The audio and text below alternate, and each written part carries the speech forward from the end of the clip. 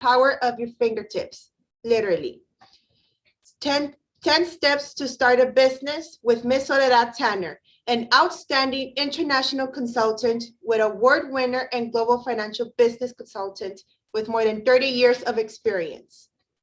Before we proceed, I would like to take a special announcement. One lucky student in attendance has the opportunity to win a free 1-hour complimentary consultation from our speaker. The student must sign in and remain present until the end of the presentation in order to claim your prize. As well, we would also like to encourage everybody in attendance to have their cameras on and to turn off their mics and to stay until the end of the presentation to have an opportunity to win a prize. The success of this workshop is your active participation. With all that said, I would like to direct your attention to Miss Soledad Tanner. Let's give her a warm Palomino welcome.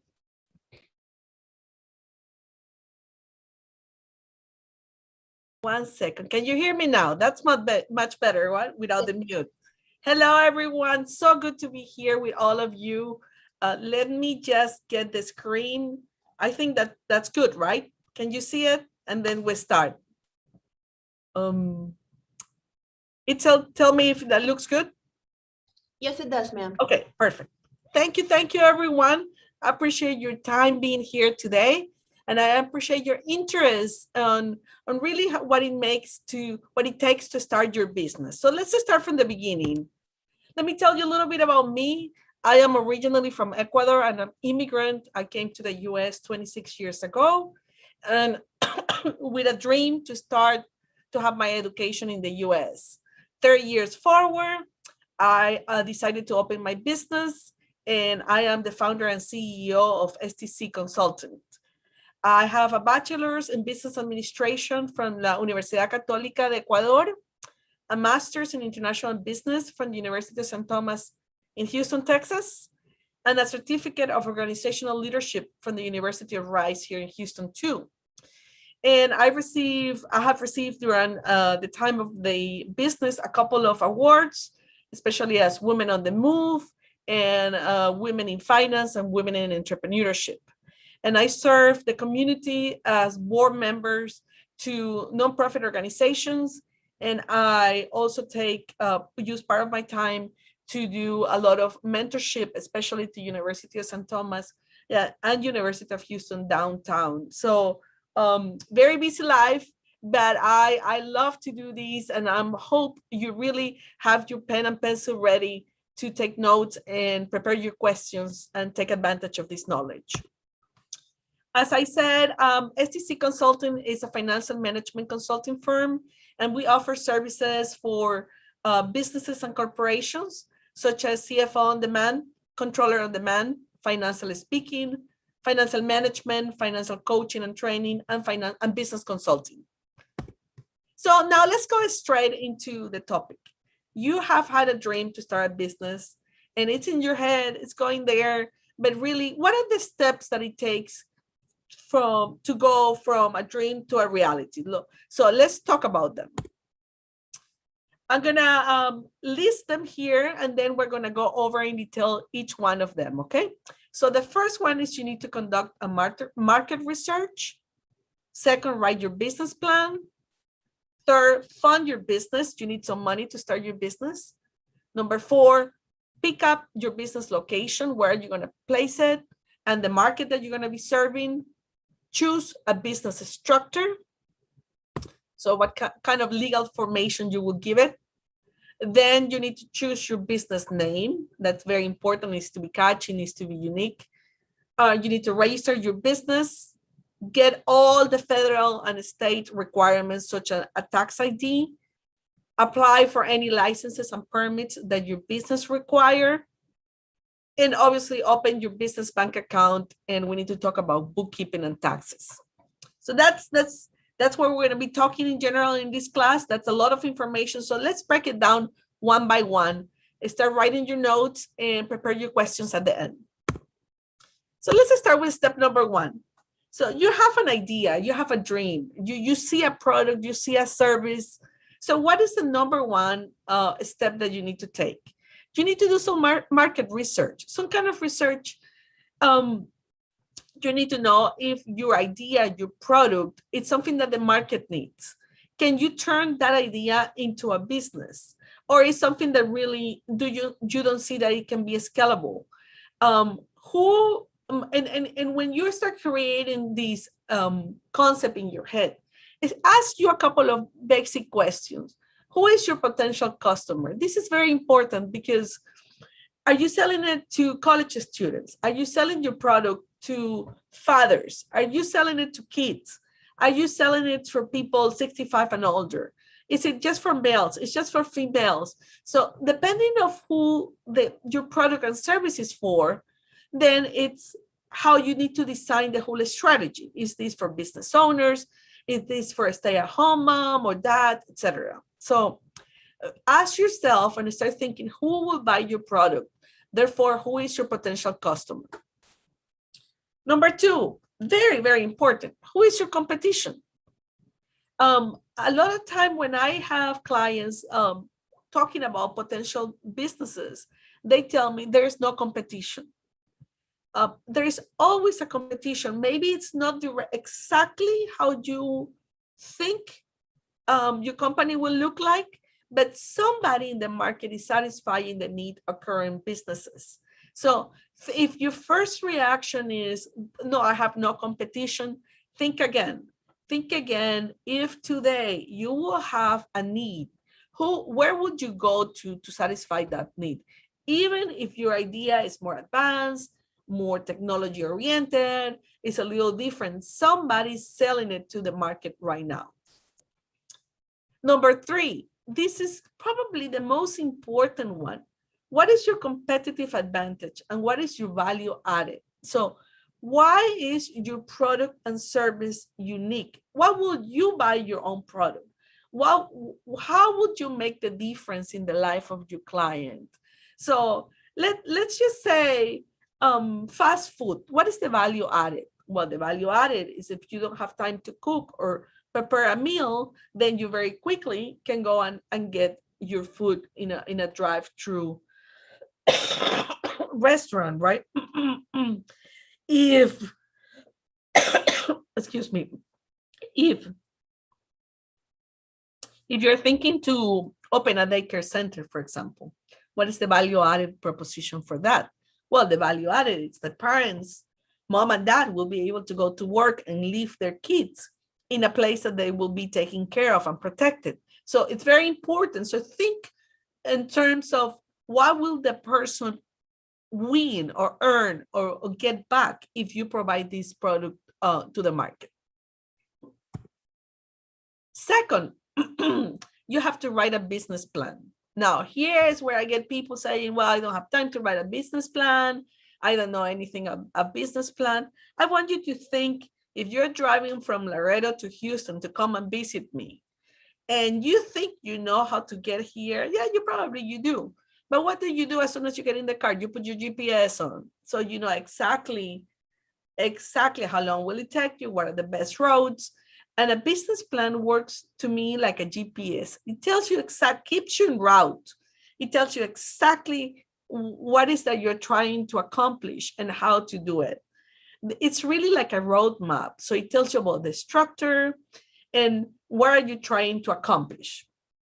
So in this next part, I'm going to very briefly go over the elements of a business plan. That will be a conversation for another day. But when I mention the word business plan, I want you to at least have an idea, what is that? What are the elements or the parts of a business plan? First, business plans can be documents that can have 50 pages, 100 pages. But for this purpose, I think it's important to write a one-page business plan, a simple one. As you're getting your ideas, you see how I selected this picture for the sticky notes? That's exactly how I did it when I started my business. I used the sticky notes and put it on the wall, and I said, what is who is the client? No, what is the product? And as ideas keep flowing in your head, you can keep adding them here, right? So let's talk about the executive summary. The executive summary is something that if you give this one-page document to me, in the executive summary, I know exactly what you are trying to accomplish, what kind of product and services you are trying to produce or sell, and who is your market and what is the value added proposition. So as the title said, it's a summary of your whole idea.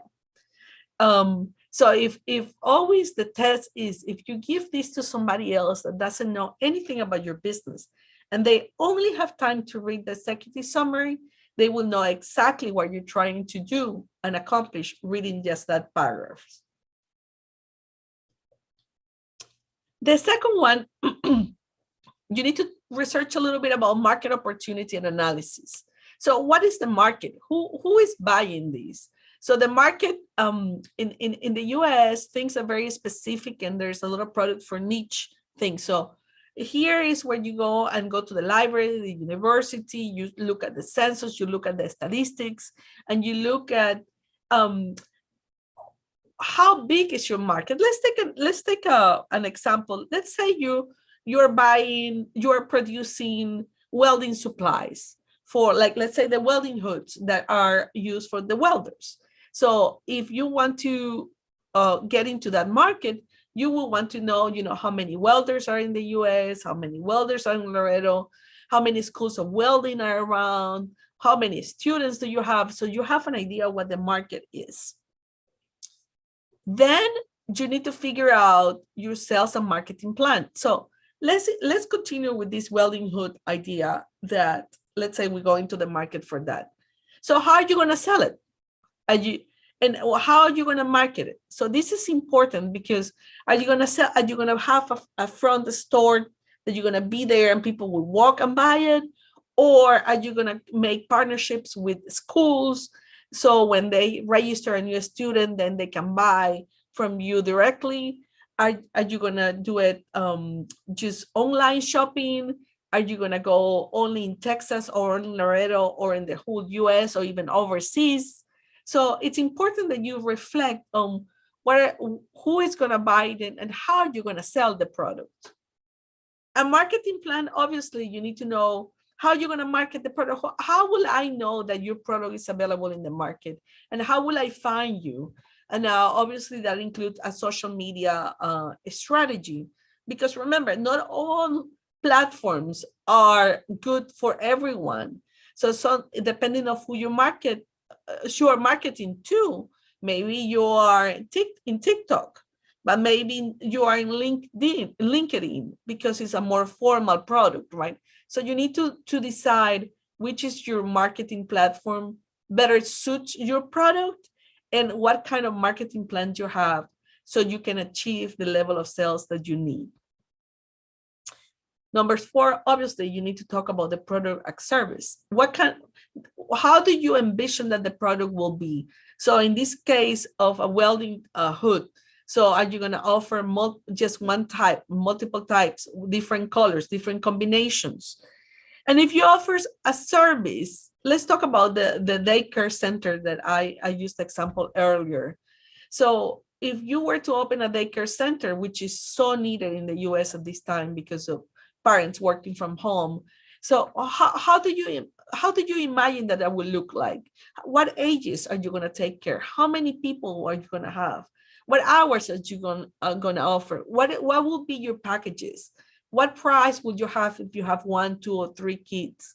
Would you do after hours activities?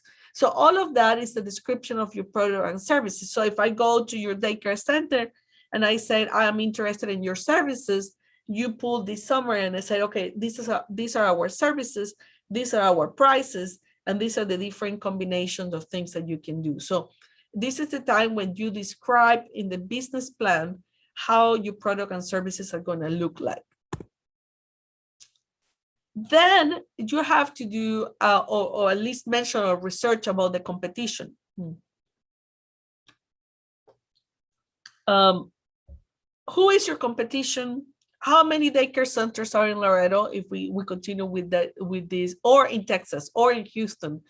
What do they offer? So how do they look like? What are their prices? So this is important because if your competition is offering something that you are not, you need to see how will that affect you. Maybe people will not want you to buy your product because it's too basic, or maybe there are customers that are looking for this basic service. So the same with products. Maybe you need to check and see, sampling around with families and friends and see if your product gets some real interest and get some real feedback and constructive criticism from your friends, and say, I really don't like that, it's too expensive, or you know what, I love it, but it seems to be too cheap. So it's important to see, and you compare that product with what others are doing. So go on and kind of shop for your same product around and see what will the price be if you were buying this for somebody else. Point number 6, this is one of my favorites because this is the number point. You need to figure out all your key financial information. What does this mean? You need to know, well, how much money do I need to start the business? And this is what a lot of people really go very fast over this and underestimate the expenses. And there are real expenses to open a business. So I think, again, I suggest you open a folder or a computer or an Excel spreadsheet or whatever you are comfortable with, and start thinking, okay, what will I need to start the business? So let's say you want to start from virtually. Still, you need to open your company, you need to get a domain, you need to have a website. So start listing the things that you believe you will need. And next to it, start listing the prices of them. And some of them can wait for a second phase, but some of them are you really need it now to start the business. For example, you're at least going to need a mobile phone, a laptop, and to start your business, you need to register. So all of those are part of your initial setup costs. And some of the other things, maybe desks and office space and things like that, can go later. So start deciding what is setup cost and what is run cost. And also, I highly recommend you sit down. You can call me and we can do it, and start thinking of what is the budget, what I'm looking for. How much do I think I can sell the first year? How many units will I sell? What month will I sell those units? And also, and very, very important, what are the expenses? And what month I will have what expenses. So I will have internet, I will have insurance, I will have water, electricity, fuel, meals, marketing, a lot of expenses. And will I sell enough to cover them? Or will I need to have a loan to have some working capital so I can sustain this company? So spend some time thinking about your numbers, thinking about the profit, thinking about the sales, when you're going to sell, how many units you're going to sell. And I will almost guarantee you that if you spend some time really thinking about putting the numbers, you will feel well more comfortable as you walk into your company. Number 7, people requirements and operations. So I have this great idea. Let's go back with the daycare center.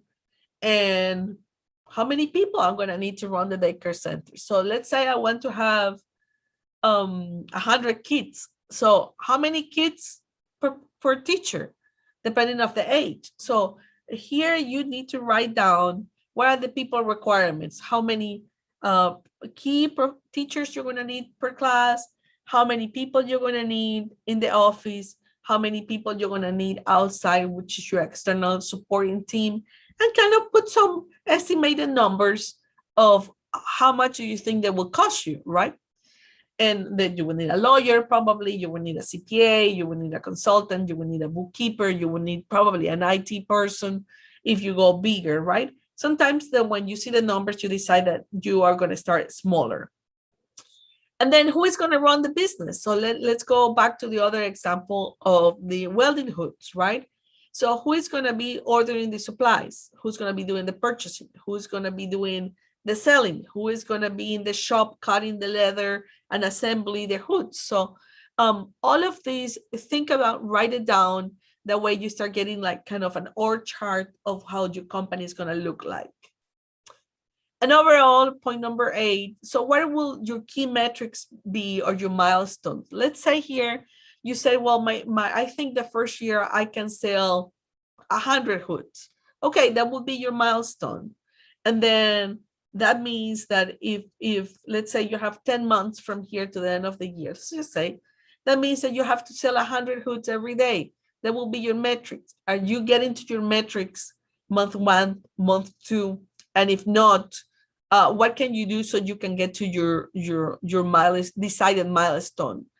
It's important here that you include also profitability, making sure that your working capital and your profit are in line, and you're not going a long time without, and then to realize that you're not making enough money to cover your costs. So these are the 8 elements of a business plan. When we do a one-page business plan, it's really a simple, just so you think of each one of them. Some businesses that are bigger and you are required to go to the bank and ask for a loan, you require a full-blown business plan. Then it's more of a detailed work. But for a start, it's a small business. You can start with a simple one page.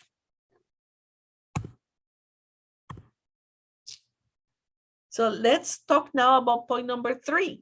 You need to fund your business. Where is the money going to come from, right? So is it going to come from your savings, your credit card, your family and friends? That's why it's so important to know how much would you need, not only to start the business, but to run it. Start is one thing, but then as you continue to grow, you have to run it, and you have to have enough money to cover for employees' expenses, for rent, etc. Do you have the funds in the bank?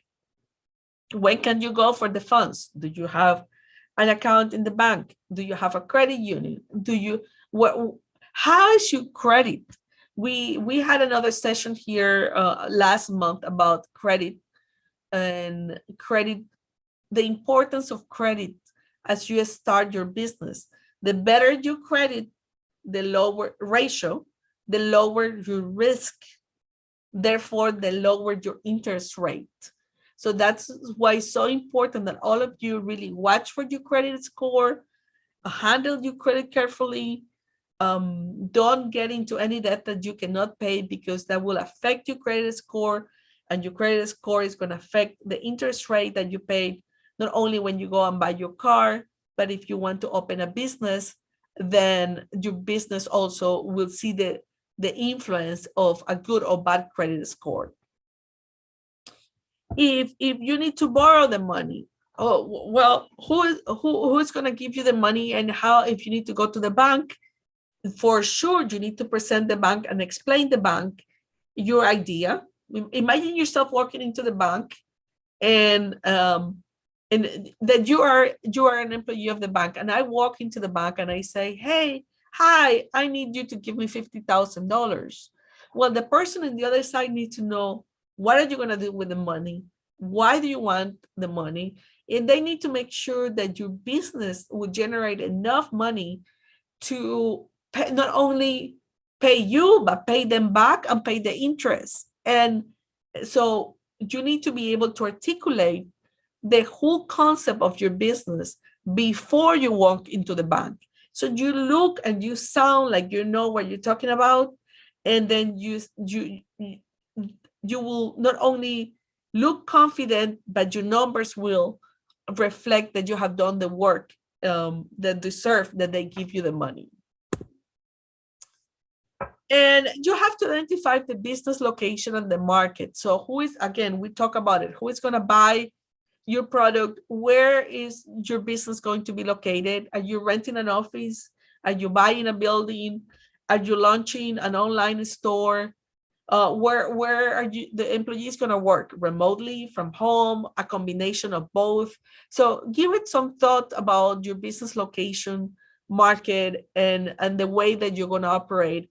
These days, we're all working still some of us from home, still some of us from part-time from home and office. So it's important that you give it a thought, okay?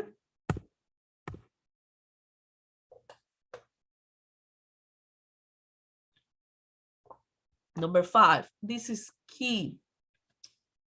You need to choose a business structure. If you want to have a business, it needs to be a formal structure. The legal structure of your business will impact your taxes and your personal liability. This is a key thing to remember. Different legal structures are taxed in different ways. This is why it's so important that you talk to your CPA or your lawyer, not to your neighbor, not to your friend that suggests which company is better for you, which structure is better for you, because you have to have both division of the taxes and the personal liability. You don't want to find yourself, let's say something goes wrong and there's a lawsuit against your company, and then because you didn't protect you correctly, then in the court, they can take away your personal belongings. So you need to make sure that you know your liability and you know the level of risk that you're willing to take. And also in some cases, the profit can be taxed as a pass-through and has a lower tax bracket than a corporation. So please spend some time thinking about it and considering the pros and the cons. And here is when it's worth it to get a professional to help you evaluate that.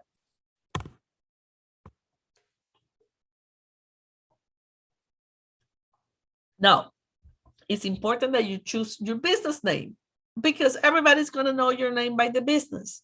So, but you need to make sure it can be a super catchy, incredibly beautiful name. But if it's not, if there's another business with the same name in the state of Texas, you will not be granted permission to use it. So if you want to call your name, I don't know, IBM or Google, you're not going to be allowed to use because somebody else is using that name, right? So number 1, select a couple of names, make sure they are available to be used, which means that nobody else have that name in the state, so you can use it. And that you can Google the Texas Secretary of State, and then you can, there's a place where you can check business name availability. You type the name that you're thinking, and it will tell you if it's available or not. Once you have passed that test, you go to the second test. You go to GoDaddy or anything like that, or any company like that that sell domains, and you make sure the domain is available. So let's say you want to call your business Ariana Grande, just to say something, and then you go to GoDaddy. Obviously, you're not going to be able to buy, well, I say that, I don't know, a website that is called www Ariana Grande, because more likely it has been purchased.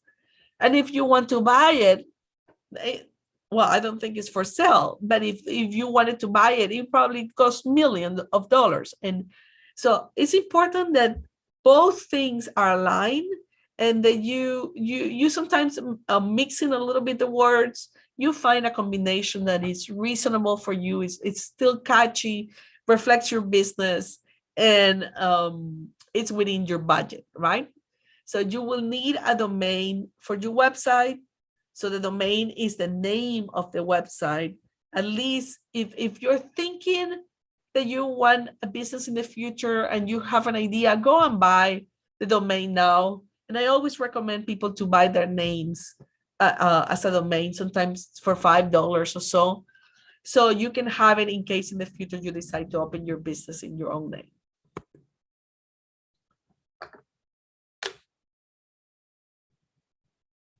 In addition to choosing your name, you need to register your business. That means that you're officially the state of Texas, we're all in the state of Texas, know that you are operating. So you need to register with the Texas Controller of Public Accounts, and the certificate of formation it comes from the Office of the Texas Secretary of State. So that's your document that you're legally formed and legally to operate in the state of Texas.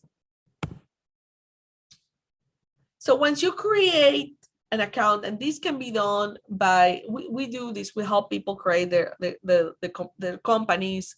And also you need a tax ID. So you have now the legal structure, right? And now as people have social security numbers, as people have IT numbers, companies have something called employee identification numbers, or employee identification numbers, which is the number that is linked to your company in the tax return, in your bank account, and everything that your company does, it has that number linked to that. So you as an individual have a social security number, your company has the employee identification number, and you're going to need it when you ask for loans, when you apply for grants. Now we're last year with all the PPPs and all the federal help for COVID, it's many companies that did not have the proper documentation, they couldn't apply. So that number is issued by the IRS, and it's the number that when you prepare, when your CPA prepare your taxes, then the taxes go linked to that number. Number 9 is once you have the formation of your company and your tax ID together, with those documents, you can walk into any bank of your preference and you say, Mr. Bank, I want to open a business bank account and I want a credit card. This is a critical step because many people continue to handle their businesses with their personal personal bank accounts. So imagine you have your personal expenses and your business expenses in the same bank account. How do you think you're going to be able to separate your personal and business for taxes purposes? And also, how do you think you're going to make sure you will know if your business is making money if you have everything in one salad, right? It's not possible. So you must, as soon as you get your documents and your employee identification number, you must go into the bank and open any bank and open a business bank account and also obtain a business credit card. So you are not charging to your personal credit card your business expenses. And also, very, very important, you start building your business credit. Like a person has a credit score, the business also has a credit score. So don't waste years up front without building a credit score, which takes time, when you can do it since the very beginning. This is a no-no. Do not mix personal and business, please. And number 10 is please set up a basic bookkeeping system. The best knowns are Intuit QuickBooks Online, FreshBook, Wave, Xero, Sage, and there's a lot more in the market. If you don't like accounting, hire a bookkeeper, hire an accountant, hire a CPA. But when people ask me, what is the best way that I can pay less taxes? I always suggest is having an organized bookkeeping, record-keeping system allows you not only to pay what is right for you in the taxes, but also allows you to manage your company. So every month, every time, every quarter, you can have a financial review and say, hey, how is the company doing? Are we selling what we thought we were going to sell? Are we having the right level of profit that we thought we were going to have? If you don't have a bookkeeping system, I'm telling you, it's like getting in your car and you're covering your eyes. You're going to be driving blind because you think you're making profit. You feel that you're making profit. You hope that you're making profit. None of those verbs apply. You have to know that you're making profit. And you have to get your reports where you see exactly where you're at every step of the way. That is the one of the best recommendations I can give you now. So as you continue to mature your idea and create your product and services, then you are also financially successful along the way. And having said that, dream big, but start small. But the most important thing of all is to start. You will not have all the answers the very first day. You will not have a perfect product the first day. You will not have a perfect service the first day. I'm telling you because I went through that. And that's the truth about everyone. Everyone started from probably their dining room table or the garage. And little by little, their businesses became better and more mature. And you analyze, adjust, and redo it again and redo it again. So just like Steve Jobs said, the people who are crazy enough to think they can change the world are the ones who really change it.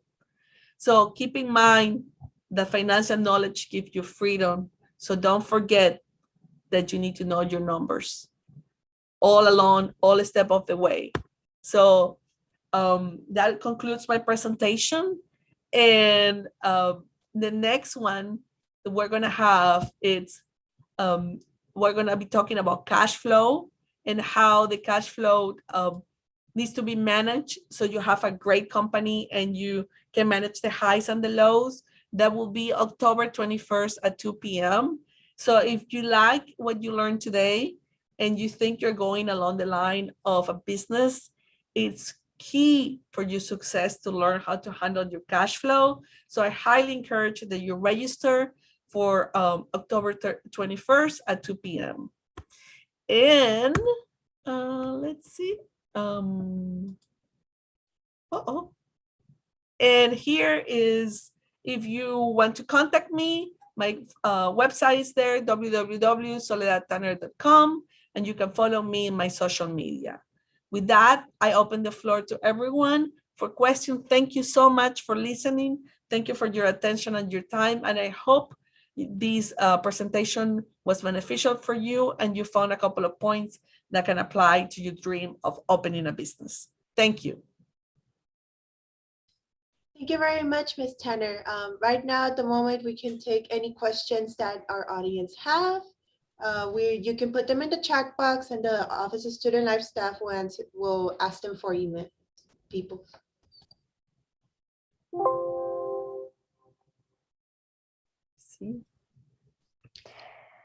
Ms. Tanner. Oh, go, Carol. I have a question. For getting a federal and state tax ID, is it like any charge or anything, or is it free? Yeah, I haven't done one lately, but I think it's free. You just go to the IRS. Is that Cara? That's what who you are. Yeah, I see you. Yes, you can go to the IRS website and go how to obtain an employee identification number, and then I would give you the steps. Hello, Ms. Tanner. This is a question for myself. I've always had this question that has bothered me since I was young, since a lot of my family is mechanics, baking and such, but they don't work for it. But they still do offer, oh, you want a cake for your birthday? Yeah, I'll charge you $50. I'll do it for you and such. Would that still be considered a business or non-profitable business and such? So that's the $1 million questions. Is it, do you have a hobby or a business, right? So a hobby is something that you do for fun, that you're good at, and it really is an additional to your regular income, right? Like if, let's say I work Monday through Friday in an office, and on the weekend I love baking, right? Or whatever the business is. And if I make some money, great. Or I'm exploring before opening my business. So a hobby can be profitable too. The difference is that you are not formalizing it in a way. And you know that if you're selling one cake per weekend, let's just say one cake per weekend, that's really a hobby. Well, but because you have your true income coming from the other side, and you don't want to have a website, you don't want to register the business, you just do it from home and you sell it to, you know, the neighbors. That's really a hobby. A business is something that you dedicate your time, you formalize it, and let's say you do, you know, I don't know, 10 cakes per week, and you have an accounting system, you have your website, you have all the structure that requires. Did I answer a question? Yes, so my another, adding to the other Yeah, question, go ahead. if the hobby starts being more profitable, Profitable. like instead of selling 1 cake per week, I'm selling 20, I'm doing this, it's increasing, but I don't formalize it, would it be a crime or would it still be viewed as a hobby? Okay, so every income, okay, let me answer in a different, any income, okay, don't shoot the messenger here. Any income that we receive from tips from any source needs to be in your income tax declaration. And so if you receive income for cakes, in theory, it should be part of, if you get a W-2 and a 1099 and you get paid cash for the cakes that you sold to the neighbors and family, the fact that you got paid cash doesn't exempt you from declaring. You could say, I received $1,500 on cakes in cash and put it on your income tax. That's what the law says. So here, if you are growing and you think, oh, not you, but the person is growing, I suggest you could do, and you have the intention to continue to do it, I suggest to formalize it. Thank you thank you very much, ma'am. We also have a few questions in the chat. Would any of my colleagues would like to go first? Miss Tanner, Yes. does it cost money to get an EIN for a business? I am almost positive it doesn't. I think you just go to the IRS website and you just apply for one. But if it does, it's very small. I don't remember right now on the top of my head, but I don't think so. Okay, another question. So is there a web link where you can find the availability of your business names? GoDaddy. GoDaddy? Oh. Oh, okay. And you go GoDaddy website available, and then you have it. Okay, I have a third one. For income tax purposes, do you have to do 2 income taxes, personal and business? Yes. If you have an LLC? Yes. Oh, yes. okay. So the business, if in the case you have an LLC, it's called a Schedule 1040, and it will have like a P&L, so it will be like a profit and loss. It will say sales, expenses, blah, blah, blah, profit. And if you have an LLC, you have here your personal, and then you have here your business, and the business has a profit, right? Yes. And the profit, it passes through, it's a pass-through to your personal. That way, the profit of your business pays a lower tax bracket than if you were a corporation. That's one of the benefits of the LLC. Okay, well, if you have like a full-time job but want to open your business, would you recommend opening it little by little or like giving your full time to your business? It depends. It depends. So, okay, here we need to talk. That's a short question with a long answer. So here we need to talk about, let's say I work full-time in a company. I'm getting X amount of money. Before we need to revise, we need to check your personal finance. So we're going to swim into your numbers. And I said, okay, I will suggest to start with how much I'm making. What is my budget for my personal expenses? So let's just say I make $1,000 just to make it easy, right? And let's say my personal expenses are $700, so I have $300 left. Let's just say for now.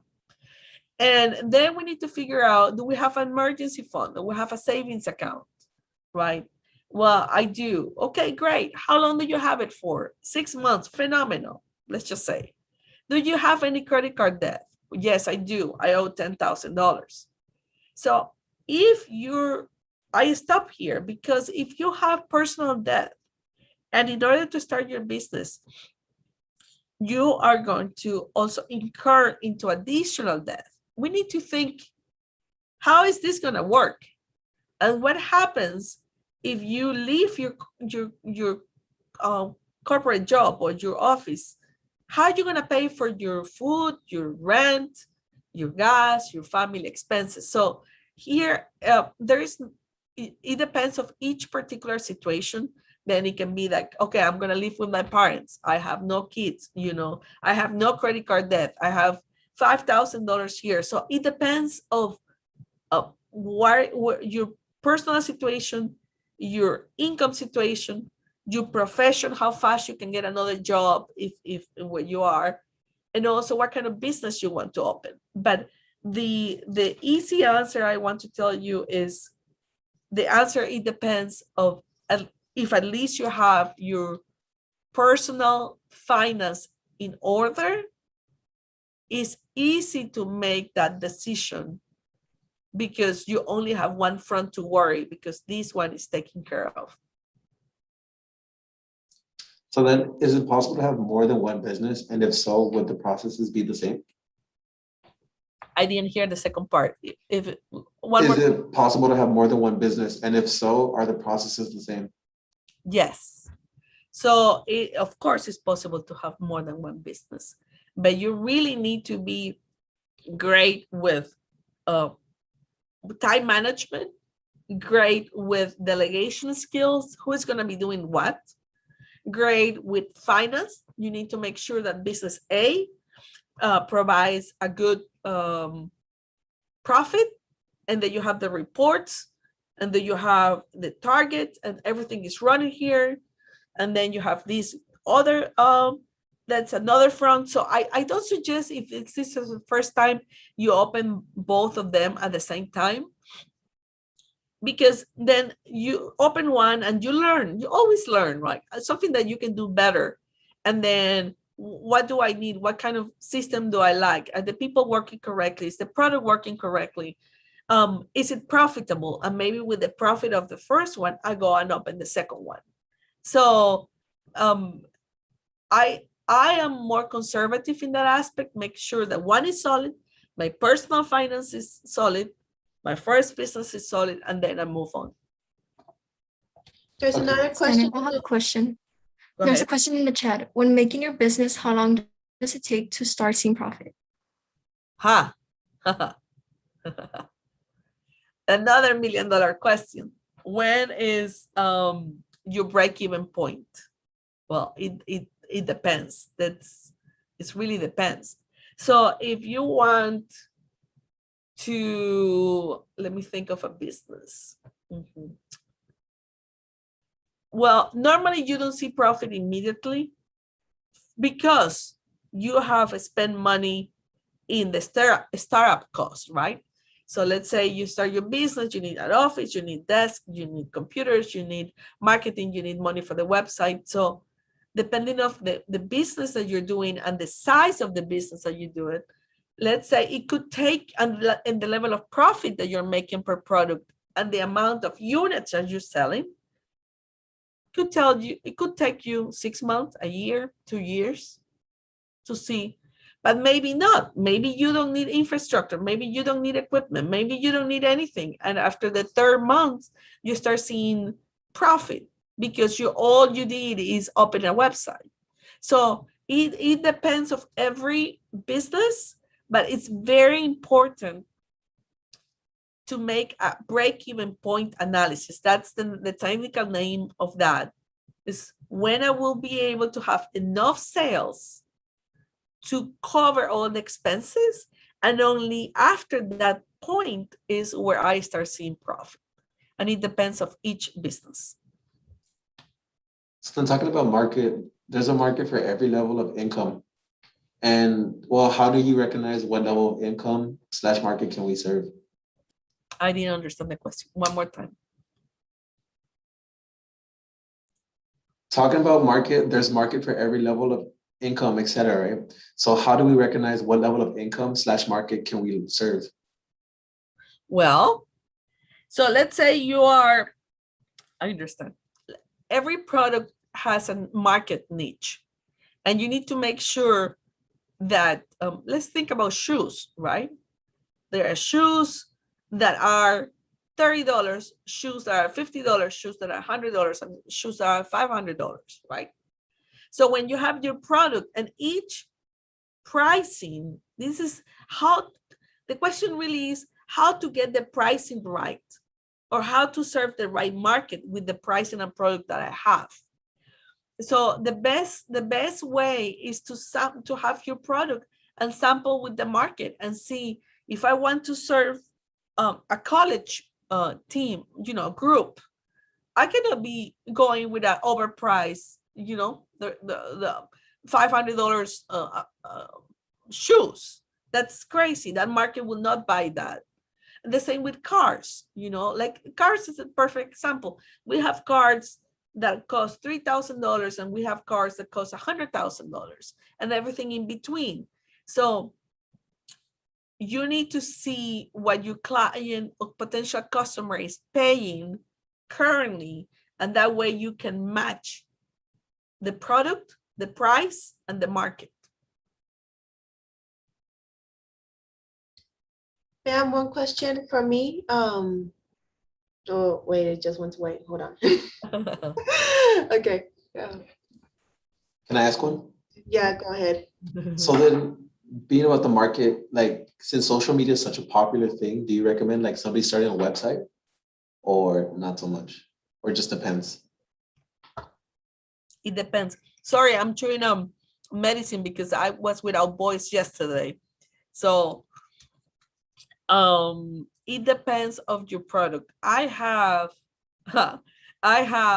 clients that have huge companies, no websites, because they have built their website they have built their businesses just based on somebody knowing somebody and recommending somebody. In general, I would say that a website gives you credibility. So at least you need to have a basic website. And you don't have to spend a lot of money. You can start with a template type website. There are some that are $20 a month. You don't have to go to a full-blown website since the very beginning. But you definitely don't have to be in all social medias, for sure. Some of the people I have seen that social media is such a big word, and they spend too much effort being in every social media without thinking really, who is my client? Where is my client? What kind of social media is my client working with? Is it Instagram? Then Instagram. Spend your money and your time in that platform. Good afternoon, ma'am. Hello. Yes. I have a question, ma'am. What are some of the issues that are most common when starting your first business, other than funding? Not knowing your product, not knowing really well what you're going to do, who are you going to serve, and what is the value proposition that you're offering to the client. You can sell a t-shirt, right? You can sell a t-shirt. And there are millions of t-shirt producing companies. Why would you start another t-shirt company? And that's number one, not knowing why. Maybe there's no one in your neighborhood, then you know, okay, great. But you need to not so much fall in love with this idea, fall in love knowing there's a market for it, there's a need for it, people will buy it, etc. And the second big big mistake is not looking at the numbers, thinking, oh, I'm gonna need like $10,000. I'm gonna sell and I will make money. Make it so simple. I'm not saying making it complicated, but really, truly sit down for a moment and write some numbers and really think, can I sell 100,000 t-shirts in a month? No, I can't. Not today. So maybe I start with 1,000 t-shirts. Maybe I just start with 10 t-shirts, but put some numbers behind. I would say those are the main ones. So I have a kind of random question. What is a CPA? Elizabeth? Yes, I have a kind of random question. What is a CPA? A certified public accountant is somebody who is an accountant by profession, but in addition to that, it sits in a really grueling test. It's like 14 hours and is certified by the state of Texas. And they can sign an audit income tax, financial statements. And they're truly experts on taxes, and they're continuously have to study more every year and continue to be updated in the Texas, in the taxes rules. Ms. Oh, Tanner, okay, thank you. Ms. Tanner, so then you knowing like a lot about business and like, of course, like the struggle coming through it, what kept you motivated into like continuing into it? Because this is like a hard skill to get, and honestly, to see you this successful with it, I'm impressed. I love doing this. I love doing this. You know what? As a child, I lost my father when I was around 20, and my mother, it was really hard for her to find a job in other countries that it's just difficult. And she needed to open a business, and she was really didn't know much about how to do it. And I, at that time, I was in college, like you guys now, and I was studying business. And I remember just sitting down with her and explain her, like sales, cost of sales, and that made a difference. And I thought when I grow up, right, one day I will be guiding as many people as I can. So nobody has to go through the process with pain. And hopefully I can be of a light to people to illuminate your journey. So at least you will have questions, but at least some of the questions can be answered. And I also think knowing about finance and handling your finance and being aware of your numbers is the key to success. One of the keys, we don't talk too much about money, and we need to normalize the conversation about money. So we can sit in the dining room table as a family and talk about the money, talk about the budget, talk about the goal. Then all of us will be successful, and our families and community. So what keeps me motivated? The opportunity to reach to you and all of you. So you can also, now that you start your life here soon, open your business. You are as successful as you are determined to be. Thank you, Ms. Tanner. Now I just remember my question. Okay, so my question is, what step would you consider that a business is successful? When it makes half more than the required money to keep the business going, or even a bit more to be considered a successful business or a business still in works? So what level of profit? I think, let me see if I understand your question. What level of profit a company should have in order that you consider it successful? In a way, like it takes me $1,000 to run the business daily. So for if I make $2,000 in profit, I already made half of what I need then to run the business. That would be deemed as successful or not? Got it. It depends on the industry. Okay.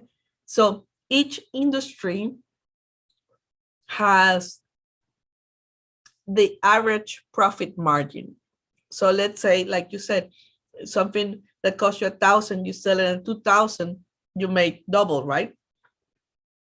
Maybe that's nothing in the industry of cars because they make 5 times.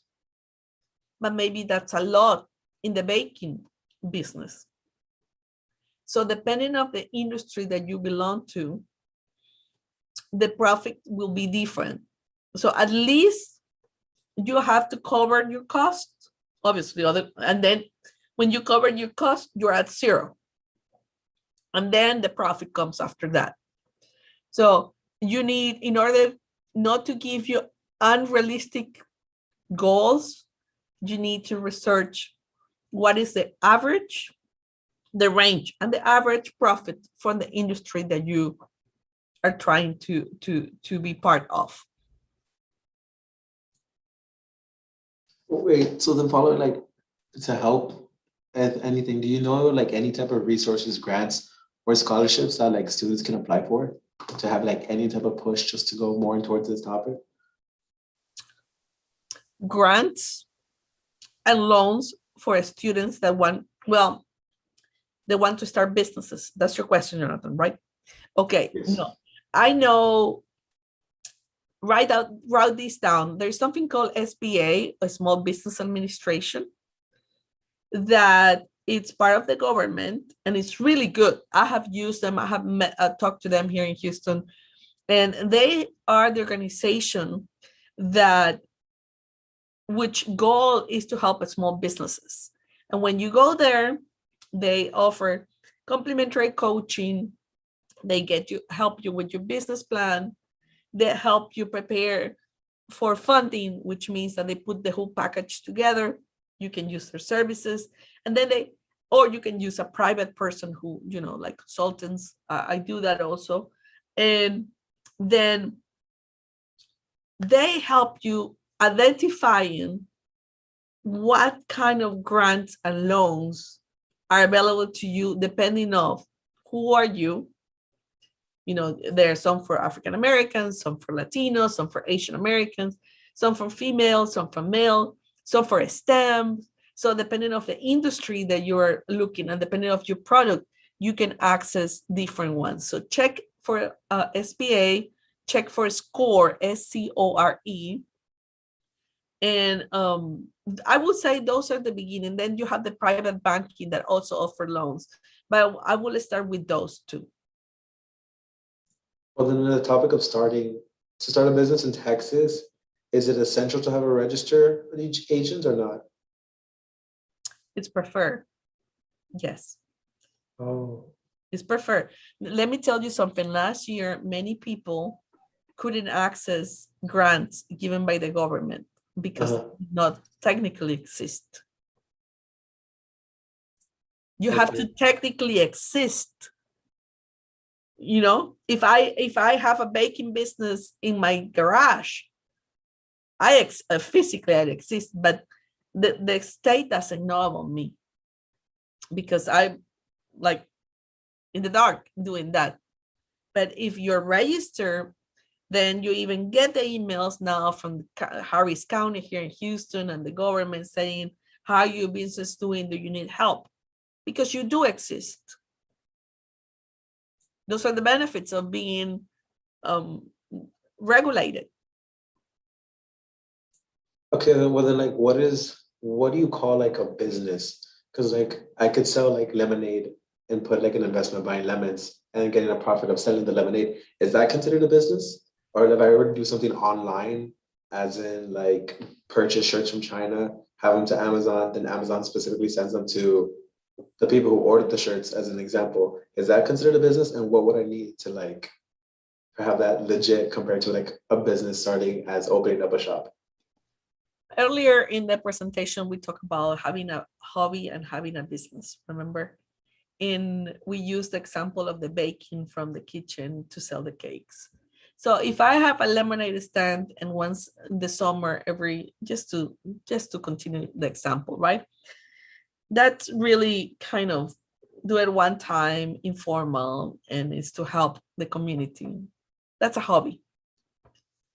But if you want to have, if you want to have the benefits of being a business, really the route is to formalize your business. So we can, try to split it and look at different angles. I'm a numbers person, so either yes or no, right? Either you are or you aren't, right? So you can be in a great zone trying to play both sides, but if you want to have a business and be recognized by the community, formalize your business and work really hard at it and really smart at it, and you will be successful.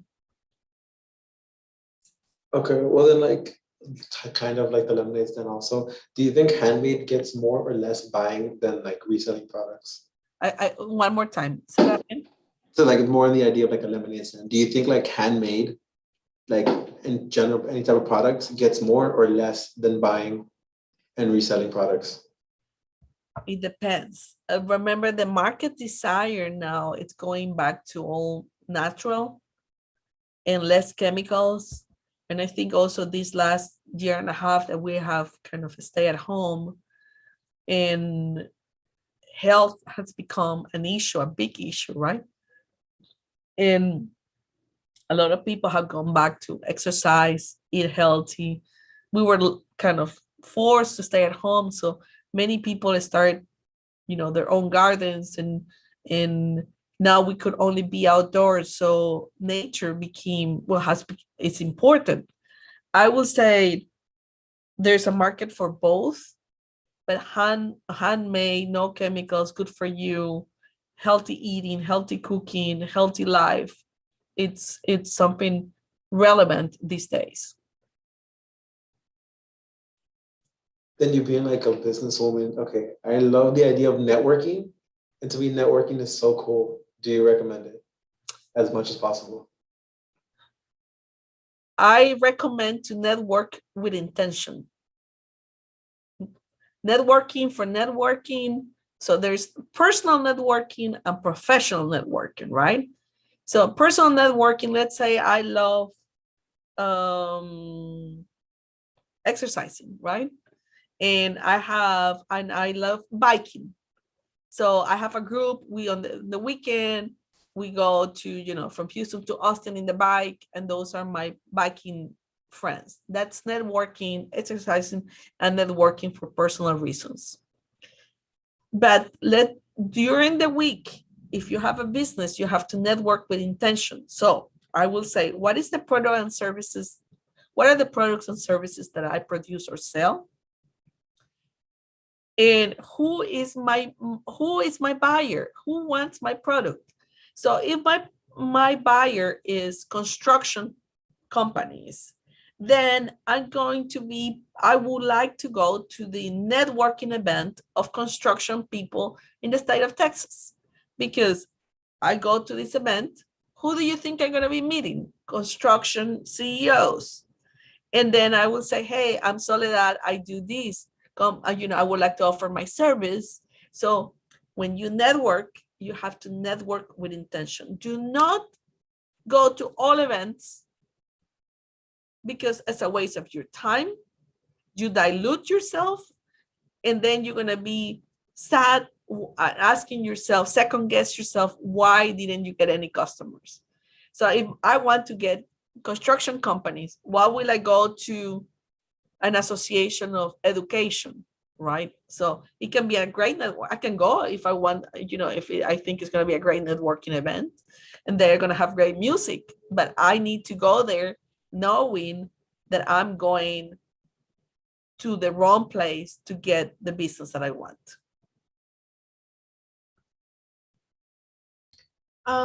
One question for me as well. When is a small business not considered a small business anymore?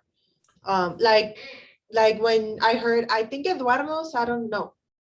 Never mind. I'm gonna say Elizabeth's Restaurants. I forgot the name of the restaurant.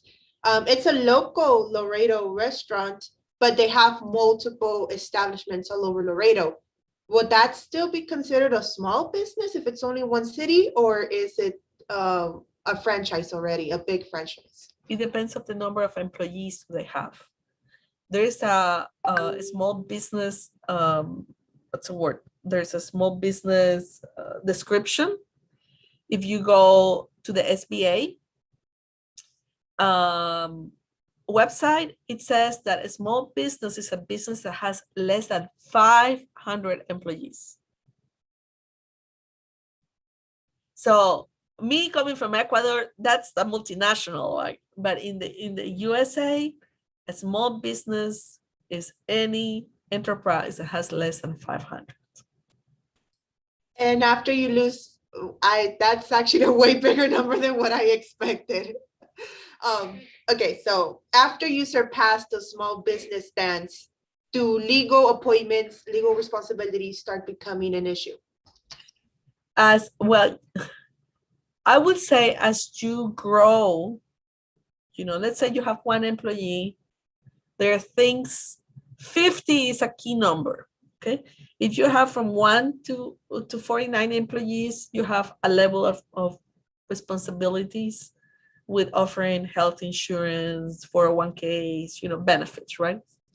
After you pass the 49 to 50 and to 500, there are certain things that you have to offer you must offer to your employees. So there's a switch of you're bigger now. So you have to offer, other things.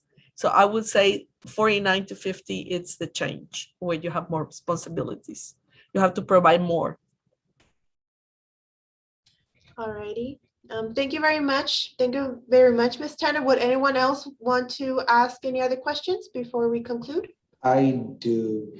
Hold on. Who's that? Hi. Okay, Jonathan. Okay, so like I have I'm getting money. So say I have a few Oh, $100 great. and I put it to the side, right? And I want to make more profit out of it. How do you recommend I do that? Because I have people oh, you should invest, which I don't want to do. I kind of want to start investing into a business per se. Okay. What do you recommend I do? Do I just continue saving and spend it on something that I like, or put it somewhere else that'll help me passively?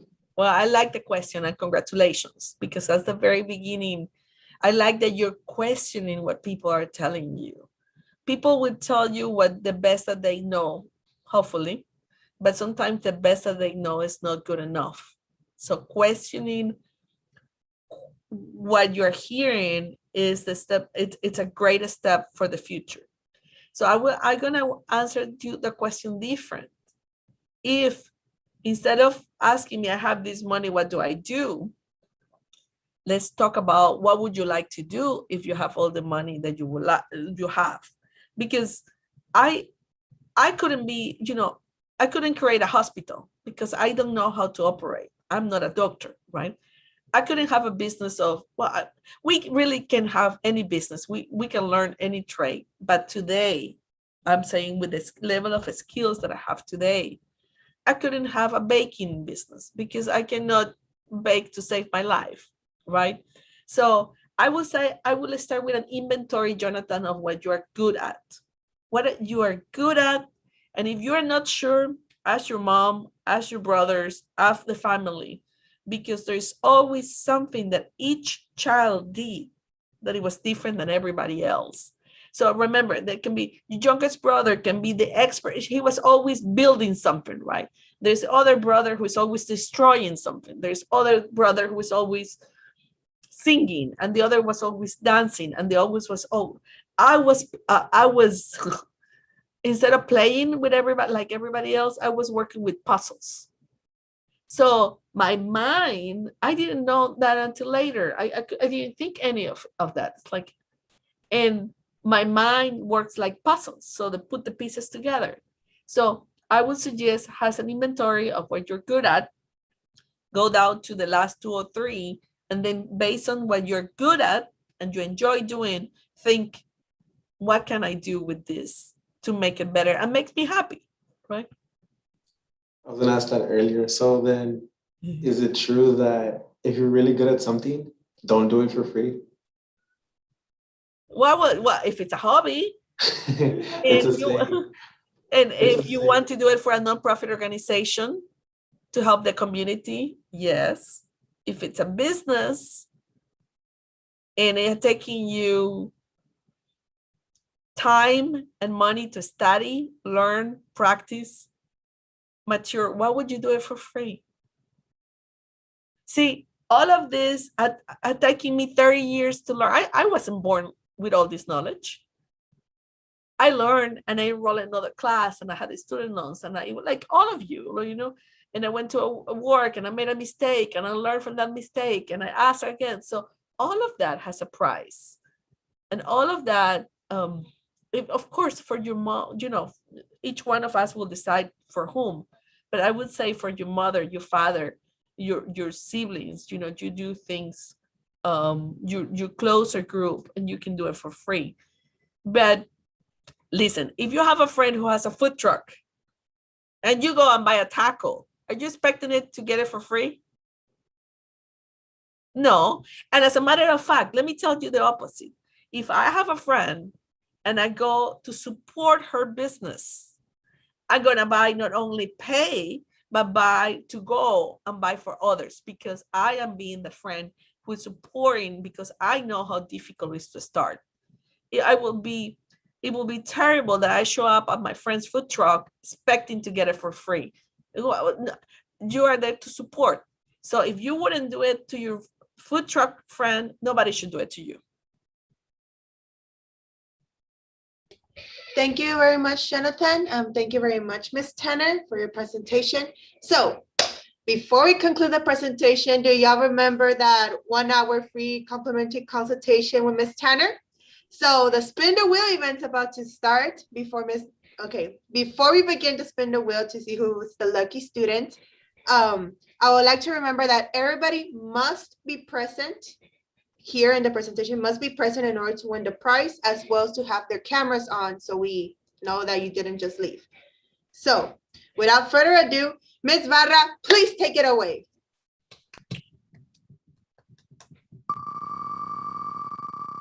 I like it.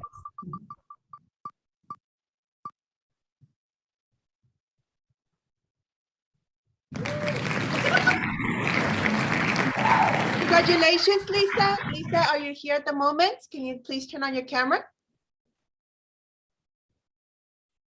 Or leave a message in the chat box if you can. She isn't. She's not in the chat? Nope, we're gonna go to the next one.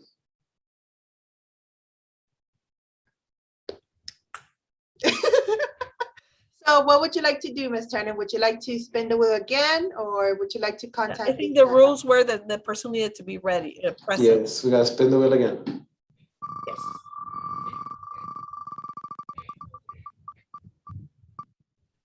Beatriz Flores, race. Marlene Villanueva. Marlene, are you here right now? Tampoco. We're going again. Hey, where's my name? Who is this? Juan Benavides. Well, the winner seems to be Paulina Escobedo. Paulina, are you here in the audience? No, she isn't, and my bad. Are you sure? Well, you have to be students. Wanted to say that one of our work study, Serena is not on the wheel.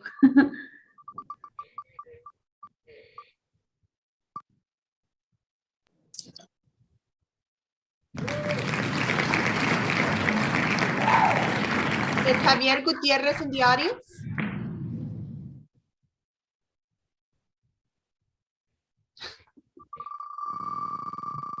Did they all leave? What's going on?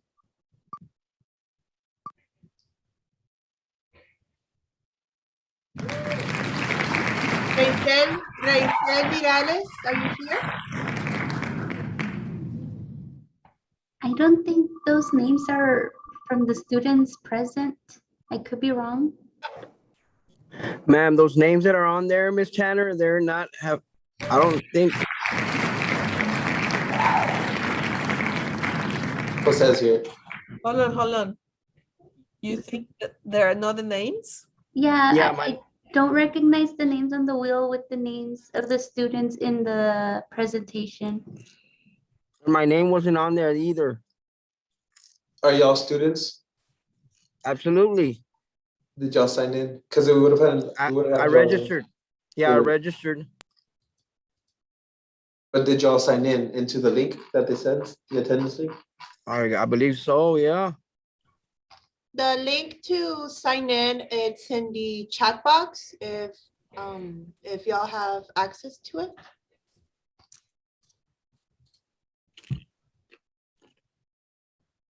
But anyways, Jose Gonzalez won.